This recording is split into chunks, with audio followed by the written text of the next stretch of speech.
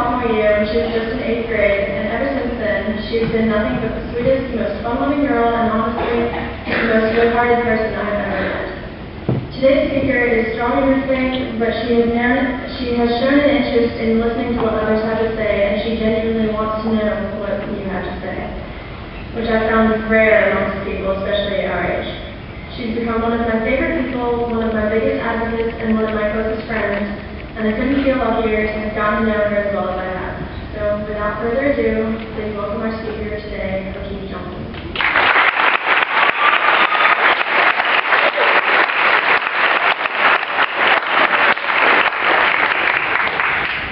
Hi. Well, now I'm in front of you guys, and I've been thinking about this since before spring break. So, back then it was just like, oh great, I get to speak next Wednesday.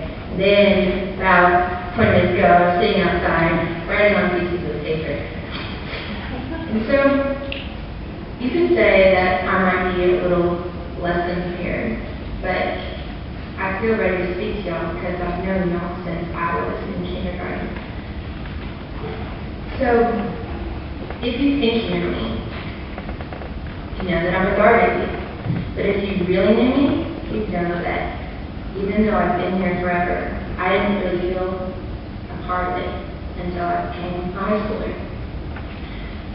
You know, when you look back on school plays from when you were a kid, how, most of them are cool, calm, collected, and then there's this one spaz who's like flying out of control and like singing at the top of their voice, and they just know it, and they're throwing things, and it's really funny to watch, but you're like, man, that kid had a lot of life.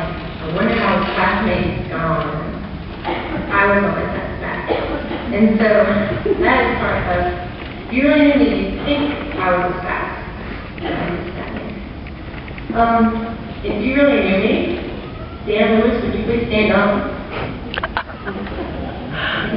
Thank you. If you really knew me, you'd know Dan is not my boyfriend. He's one of my best friends.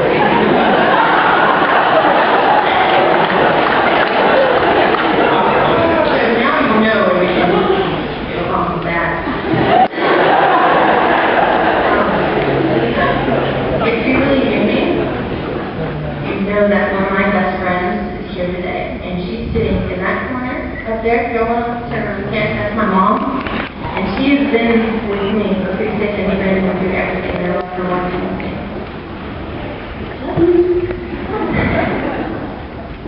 If you knew me, you know I'm a register. Enough said.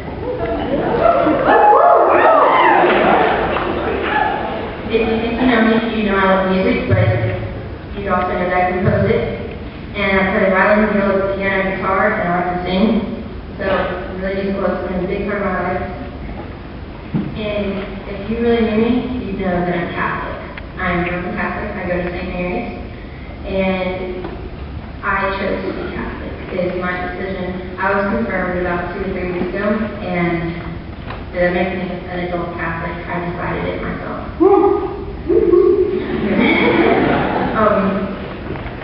And if you really knew me, if you've even seen me, if you've observed me or heard somebody talking about me, they'll usually say that I seem like a really happy person, and they're correct. I'm honestly being in front of you guys today. I'm so thankful because it's oh gosh, it's so cool. Like I'm looking at your faces right now, but if you really know me, you know I'm honestly happy. And a lot of people, raise your hand if the first thing you said today to somebody was, gosh, I'm tired. Yeah. Okay. Well, the people who really know me and are close to me, I was asked this morning, gosh darn, why are you so cheerful? About Sunday. And a lot of people hear a statement like, I'm really happy. And say, yeah, well, you've had it pretty easy. You probably don't have, you haven't had any struggles, you probably got along, you probably, you're just that person and, you probably haven't had a lot to go through. But for those who know the saying, like I talked to a few people about it, but if you've heard the saying, things are different behind closed doors, then you probably understand how I say, things can be different behind closed doors, but they can also, the doors don't have to be, they don't have to be just the doors of the home or the doors of, friendships and stuff like that. it can be behind the closed doors of your mind, because you can smile and be happy and laugh and stuff, but it can still just the whirlwind inside, and it can be really scary to go through that alone. And so I'd like to continue to tell you a little bit about my past. As I said, I was a spat, and I went through that time as a spat, and I was happy because I was myself, and I didn't care at all what, whatever people thought was okay, whatever people thought school, so I got to school. And that's kind of this cliche thing that, when you get in 6th grade, your friends leave you, and you're all alone, and blah, blah, blah, blah. And that cliche thing, it can be cliche for some people, but it can be a whole new reality for others. And for me, I got to middle school, and it was, oh goodness gracious me, but it was really scary and really hard, not, the work and stuff, but I felt totally alone. And so my stress, when I got to middle school, I wanted to be popular, and I wanted a boyfriend. And so I those are my two goals, and as long as that happened while I was, there, I was going to be fine. But, so around the end of my 8th grade year, I was really excited because, I was going to high school, which was pretty awesome.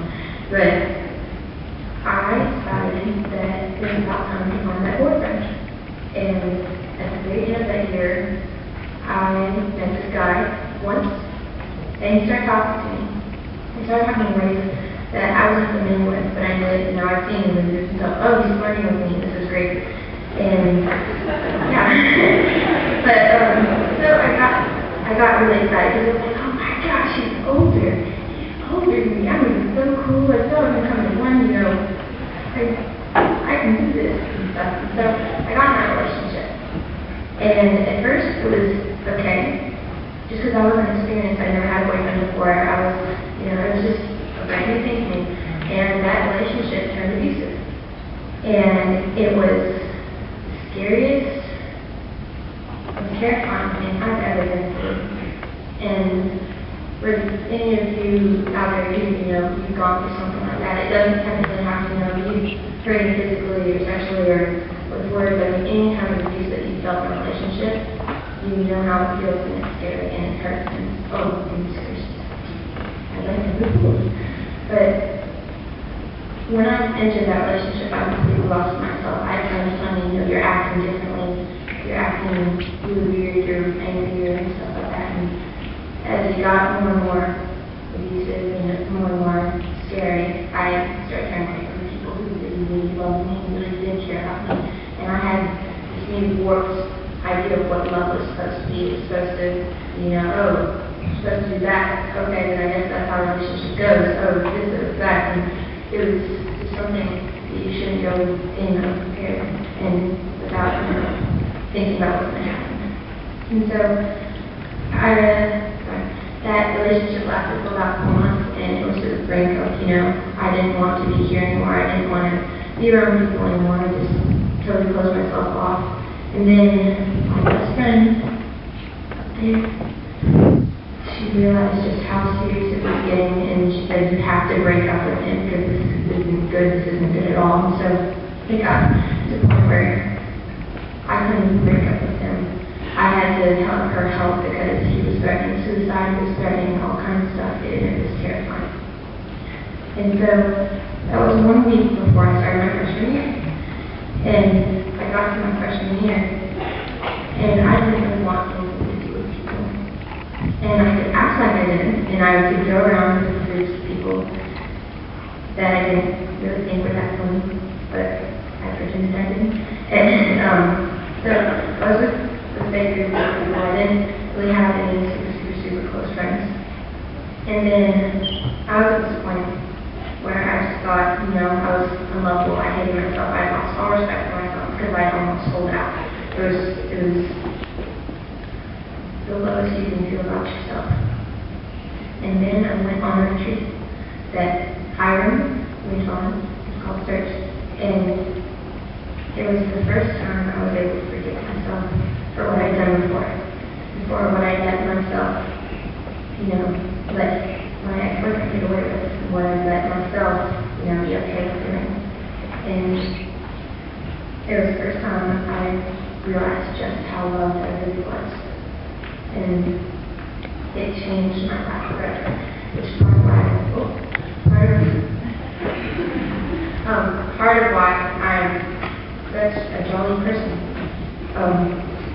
That actually changed my life, and it made me aware of the feeling that, no matter who you are, where you've been, and what you've done, you can be forgiven for it, and it's not a thing of, oh, but you did this, and that's a little bit worse, so it might take a little longer time to be forgiven, and it's something that really can change a lot for you, especially in my faith, because with what I believe, you confess, you go to confession, and you confess the priest, and I went to confession, I realized, well, not only did I just get forgiven, but I finally forgiven myself.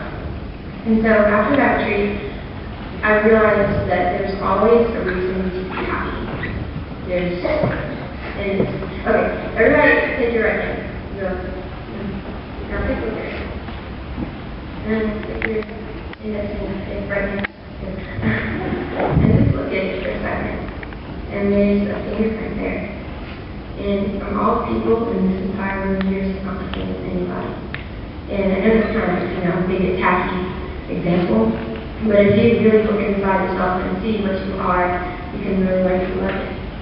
And that's what I learned to do, even though, an outward appearance, you might not think you're pretty, you might not think you're handsome or something like that. You can look at, like, if you really want to look at yourself in a way that God looks at you, you're a masterpiece, and He loves you for that. And so, what I'd like to kind of conclude with this is, there's some posters around school, you've probably seen them, that say you're fearfully and wonderfully made. And I spent yesterday afternoon, and someone took them down, so I had to do some more today. But I put them around, and it's because every single person in this room is fearfully and wonderfully made, because you're all individuals. And you hear the whole thing of, be yourself, it's easy, it's not. But, if you really look at what you are individually, you'll be happier than you've ever been. I went through that period where I lost myself, and it was scary, and it was hard. I wasn't happy as much as, sometimes you can tell yourself, yeah, I'm happy, it's great, it's easy, and, grades aren't so good right now, and relationships aren't so good right now, and stuff like that. But, yeah, it's okay. But if you're not being yourself, you're not really happy, because it's like really losing yourself to something you have to live up to, and what you live up to is yourself. And so, I'd like to end with the knowledge that you are all fearfully and wonderfully made, and that I can be happier being some of you guys today, because I care about each of you individually. Sure, I might say hi to you in the hall or something, or I might, walk by and not say anything, or everybody does that kind of thing, but if we honestly reach out and see what is in everybody else, then we can be a lot happier. And so, as I've said about 3 times now, I'm going to end with 2 things. All the pastors have been asking people, what should I say for Lord Sophomore movement? And I've gotten people saying, oh, blah, blah, blah. Like, well, what would you say? You really know she is this. And I've gotten so many different answers.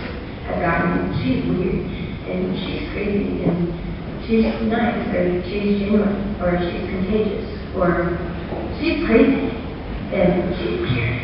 But the one thing that stuck out to me most was this statement that just disappeared. I got a message from one of my friends, and I asked him, what would you say? He's like, we used to be together, but that's boring. And so,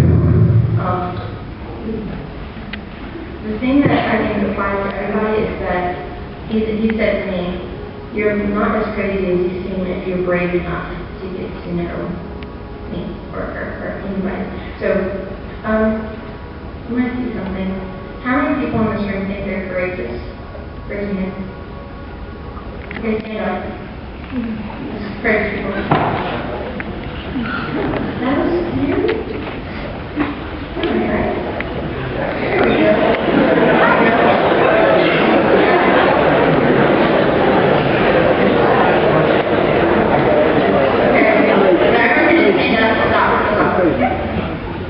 Y'all notice how many people have to stand up because of everybody else? There's like a good job proud of you, Callie. I saw you guys. There's some people in there. Yeah. I think round of applause for the people who stood up.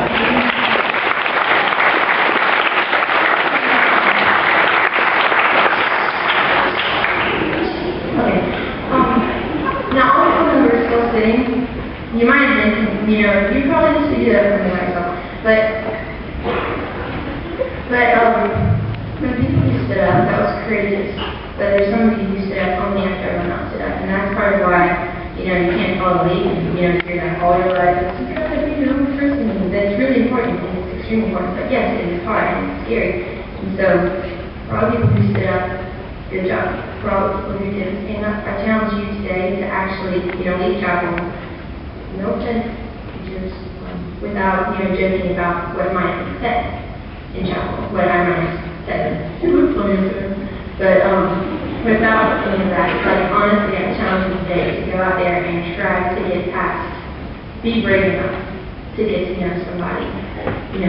Maybe you won't get to know today, maybe not this week, maybe not this year, but if you try and you really, really go for that, then you can be a really, really happy person. So I'd like to leave you with some lyrics about the simplest thing I can think of about life.